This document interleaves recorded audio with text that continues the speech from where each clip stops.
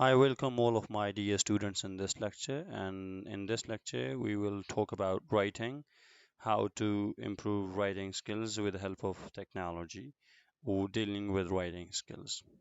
By the end of this lecture, the students you'll be able to differentiate between speaking skills and writing, what is speaking and writing, what is spoken language, and how is it different from written language, what is the significance of written language, and what are the different applications that you can use to improve your writing skills. Okay, the very first thing that is differences in written and oral language. Speaking, dear students, speaking is impermanent, whereas writing is permanent. You can just change whatever. If, let's suppose, if you say something, you can, on the other end, you can say that I didn't say that, or I meant to say this. Whereas writing, in writing, whatever you have written, that cannot be changed, that is permanent. Okay, speaking is immediate and that's unplanned, whereas writing is delayed and that's planned. Okay, in speaking we have variation and it is casual, and writing is conventional and stylized. Okay, in speaking it has low lexical density, whereas written it is high in lexical density. We use in spoken language, we use different nonverbal gestures, paralinguistic features, whereas in written expressions we use low paralinguistics or nonverbal expressions. Speaking is communal activity, whereas writing is solitary. You just read. It is a kind of monologue. I mean, self-person talk. Speaking is universal, whereas written is learned. Okay. Differences in written and oral language is speaking. It has, we use quite simple sentences, whereas writing is complex. Speaking is voiced, whereas written is thought and it is read. Pronounce. Speaking it is pronounced, whereas writing is spelled. In speaking, we find an immediate feedback, whereas in writing, we do not find any kind of feedback. I mean, and that is immediate. In speaking, we have pauses and intonation and fluctuations of our voice, but in writing, we have punctuation. Writing is usually considered as a very or the most common or the neglected skills in EFL classrooms. Like you say, my classes are too large, I don't have enough time for writing, and I have a lot of syllabus to cover, so that's why I cannot cover a lot of the content, or I cannot focus on the writing skills. Therefore, you just ignore the teachers. They usually ignore what can beginners write about, or I'm not a good writer, how can I teach writing?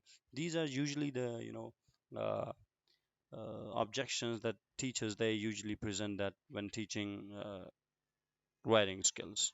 Okay, why is writing important? Writing is really a form of output, thinking made evident, thinking with a pencil.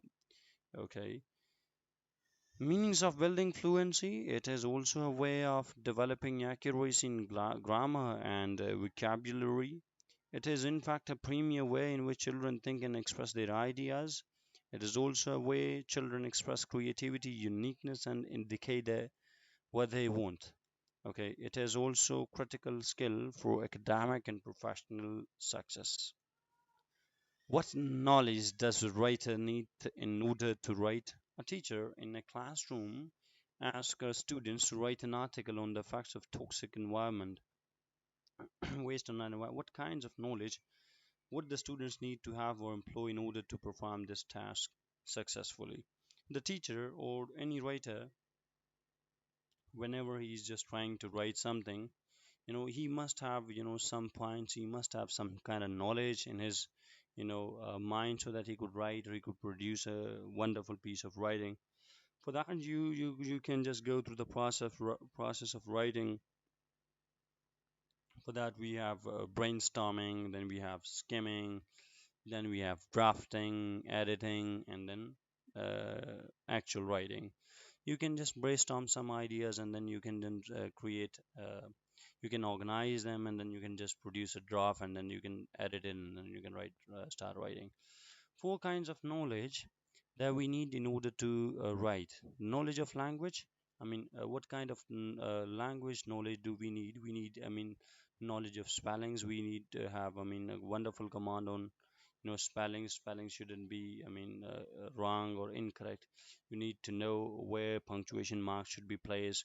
Your grammatical structure should be accurate, your lexical cohesion and coherence, and how to connect clauses, phrases within and between the sentence, how to order information in our sentences and text. Okay, discourse types. In each discourse type, either that is narrative or argument, you must know that, and each has its own physical and special features. Okay, you must have a knowledge of topic as well, knowing what we are writing about, what you're writing about.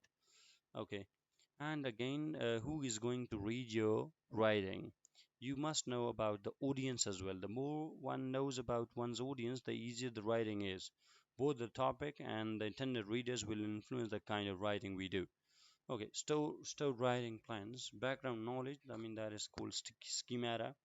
Then formal schemata, formal organizational structures of different types of text and context schemata, background knowledge of the content being written about. You must have, we usually or we certainly write when we have something in our mind. I mean, let's suppose, I can give you an example of William Wordsworth. He has written the poem Solitary Reaper. He went, I mean, 2 years, before his, before writing this Solitary Reaper, he went to a place where he found that there was a lady. I mean, she was just singing. So after 2 years, he composed this Solitary Reaper, and we found that the idea that he had in his mind, he stored that, and then he composed that story when he was in a very calm or in a very relaxing mood. The importance of audience. The students mature as writers by understanding how to write different audiences, contexts, and purpose. You need to define the purpose first, and then you need to think about the audience and then start writing. The writing prompt should clearly state the topic, genre, communicative purpose, target audience of the writing task, as well as the features of the output expected of the audience of the students.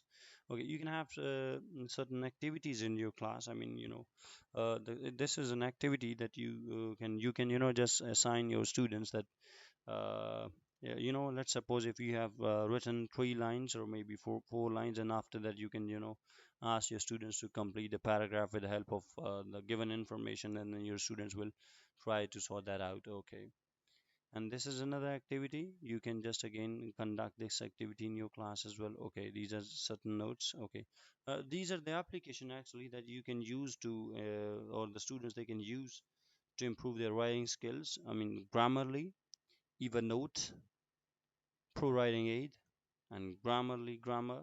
Okay, and then you can write IA Writer, Focus Writer, Wordsmith, and Brainspark Creativity, and you can use Screen Winner, Lysis, and Popalet.